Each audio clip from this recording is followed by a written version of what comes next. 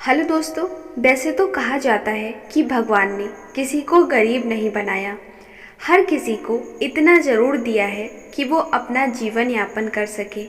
और अगर किसी को ज़रूरत से कम भी दिया है तो उसके लिए ऊपर वाला कुछ ना कुछ ऐसा इंतज़ाम कर देता है कि उसका जीवन चलता जाता है। हम अक्सर दूसरों के धन को देखकर अपनी अमीरी और गरीबी का अंदाज़ा लगाते हैं। हमारे पास 10 रुपए हैं और सामने वाले के पास 100 है, तो हम खुद की नज़रों में गरीब हो जाते हैं और दूसरा व्यक्ति अमीर। हम बस दूसरों के धन को देखते हैं और अपनी राय बना लेते हैं।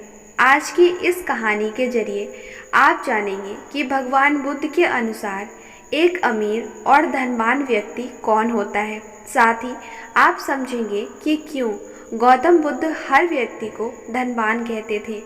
गौतम बुद्ध की कहानी आपको बहुत प्रभावित करेगी और इस कहानी से मिलने वाली शिक्षा आपके बहुत काम की होगी, इसलिए इस कहानी को पूरा सुनकर जरूर जाइएगा। एक समय की बात है, एक राज्य के राजा ने गौतम बुद्ध को कुछ दिनों के लिए अपने राज्य में आने का निमंत्रण दिया। उस राजा के निमंत्रण को बुद्ध ने स्वीकार किया और वो अपने कुछ शिष्यों के साथ उस राज्य में चले गए। बुद्ध से मिलकर उस राजा ने उनसे प्रार्थना करी कि वो कुछ दिन वहाँ रुककर उसके राज्य को लोगों की समस्याओं का समाधान करें और साथ ही उन्हें धार्मिक मार्ग पर चलने की शिक्षा दें। बुद्ध ने राजा की बात मान ली और 3 दिन के लिए उन्होंने इस राज्य में धर्म सभा करने का फैसला किया। गौतम बुद्ध के आने की खबर पूरे राज्य में फैल गई और धर्म सभा के पहले ही दिन बहुत से लोग आए। उसी राज्य के चौराहे पे एक भिखारी बैठा रहता था।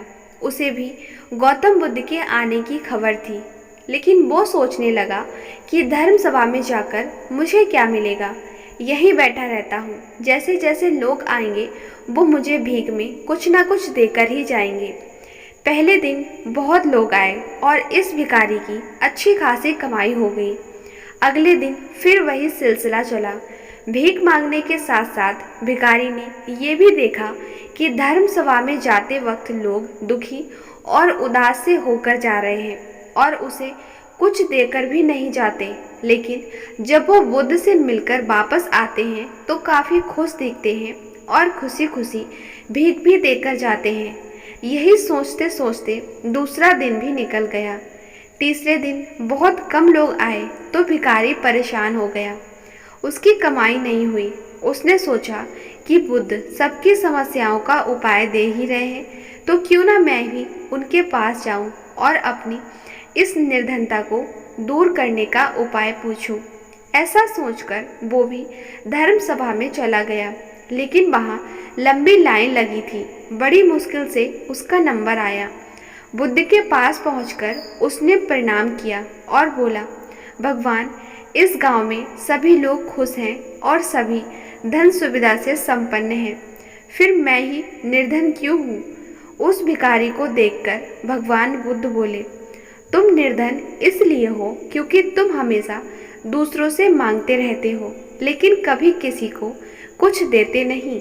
तुम सोचते हो कि लोग तुम्हें भीख में बहुत पैसे दें, लेकिन बदले में तुम किसी को कुछ देना नहीं चाहते।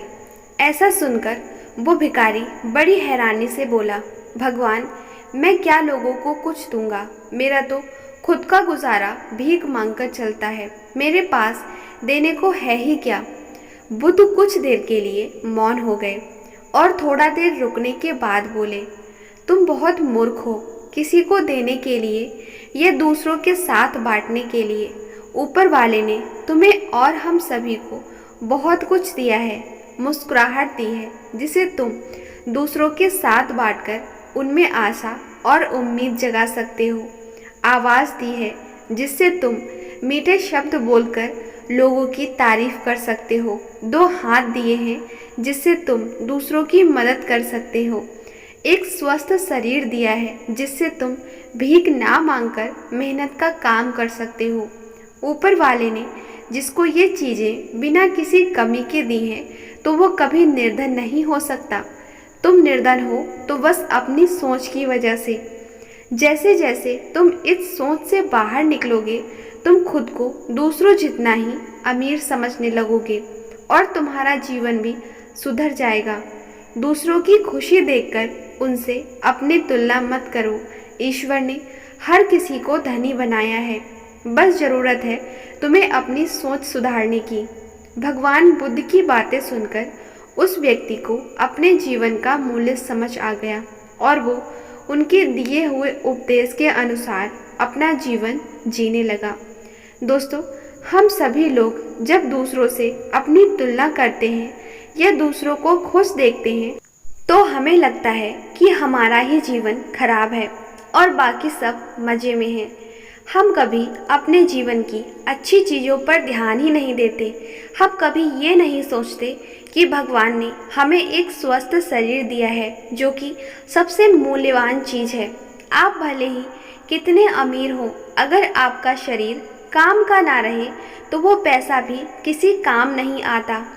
और दूसरी तरफ अगर आप गरीब भी हैं लेकिन आपका शरीर एकदम स्वस्थ है तो आप अपने आप में एक अमीर व्यक्ति हैं।